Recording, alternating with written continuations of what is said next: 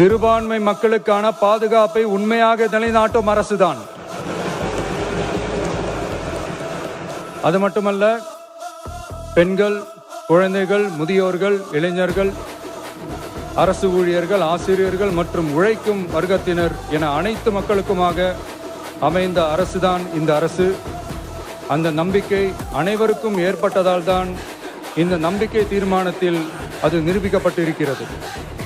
இந்த நேரத்தில் இந்த மாமன்றத்தில் நமது அரசு சார்பாக சில உத்தரவாதங்களை நான் தர வேண்டும் என்று விரும்புகிறேன்.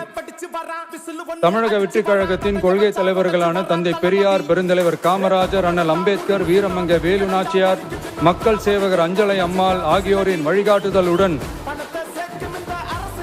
அரசு மனசாட்சி உள்ள மக்களாட்சியை தரும் என்று உறுதியளிக்கிறேன்.